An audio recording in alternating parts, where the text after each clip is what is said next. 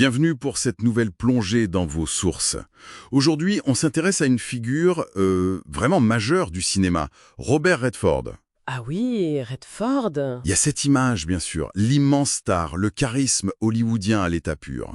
Et en même temps, paradoxalement, c'est aussi l'homme qui a lutté contre ce système pour défendre un autre cinéma.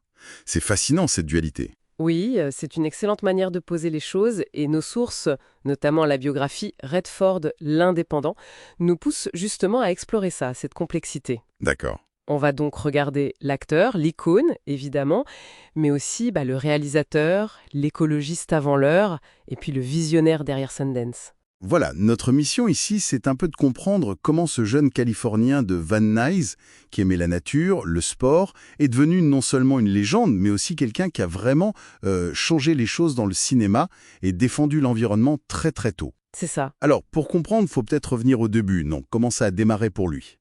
Les sources nous disent enfance assez simple en Californie, beaucoup de sport, les grands espaces, Yosemite, mais le vrai tournant, on dirait, c'est ce voyage en Europe. Ah oui, jeune. Vers 19 ans, oui. Paris, Florence. Il découvre l'art, une autre culture, une autre vision. Et ça lui donne un recul, un regard critique sur le modèle américain, une méfiance peut-être qui va influencer son rapport à Hollywood plus tard. Tout à fait. Et quand il rentre aux États-Unis, il se tourne vers la comédie. Le théâtre d'abord, Broadway, avec un beau succès dans Pieds nus dans le parc. Puis la télé, il se fait remarquer là aussi, parfois dans des rôles plus sombres d'ailleurs, comme dans La Quatrième Dimension. Et quand Hollywood commence à s'intéresser à lui, il montre déjà une réticence. Il ne veut pas être juste le beau gosse. Exactement. Il refuse un peu les rôles de Golden Boy, lisse, sans aspérité. Il cherche déjà autre chose. Et puis bim, 1969, Butch Cassidy et le Kid. La consécration. Ah oui. Le duo avec Paul Newman, mythique. L'alchimie est incroyable, le film est moderne, plein d'humour. Ça le propulse direct au rang de superstar mondial.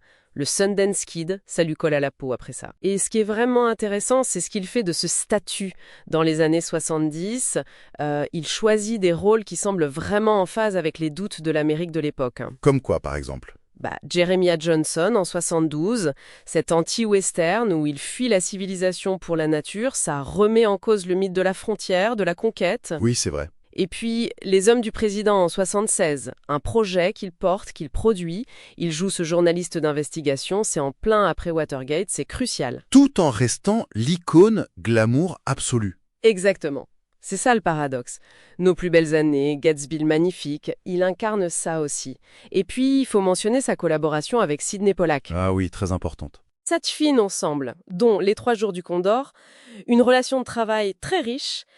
Mais là où il nous surprend tous, c'est quand il passe réalisateur. 1980, premier film, Des gens comme les autres. Franchement, un pari risqué, non? Un drame familial, intimiste sur le deuil, la difficulté à communiquer. Pas du tout le blockbuster attendu. Et pourtant, triomphe total. Critique, public, et l'Oscar du meilleur réalisateur pour un premier film. C'est une validation incroyable. Oui, et sa filmographie comme réalisateur, elle confirme cette veine. C'est humaniste, c'est souvent engagé. Milagro, c'est une fable sociale, écolo. Quiz Show, une critique des médias. Très fort. Quiz Show. L'homme qui murmurait à l'oreille des chevaux. C'est une ode à la nature qui guérit. Son style, c'est ça.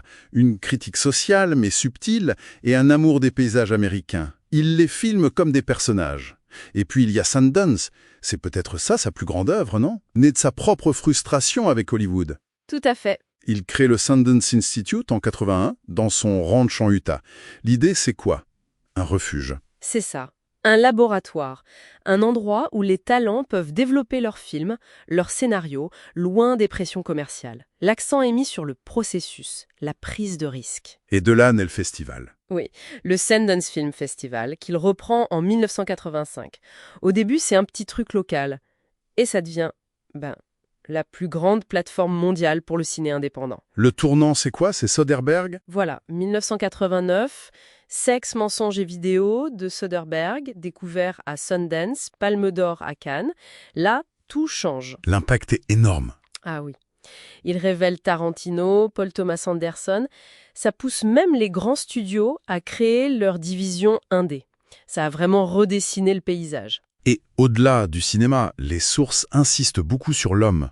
l'écologiste convaincu. Très tôt, oui. Dès les années 70, bien avant que ce soit à la mode, il s'est engagé au NRDC, le Conseil de défense des ressources naturelles. Il a mené des actions politiques concrètes. Mhm. Et puis, il y a cette volonté farouche de protéger sa vie privée, son ranch dans l'Utah, loin du star system qu'il a souvent critiqué. Cette méfiance, cette critique du système des studios, de la célébrité qu'il voyait comme une prison dorée, c'est vraiment un fil rouge.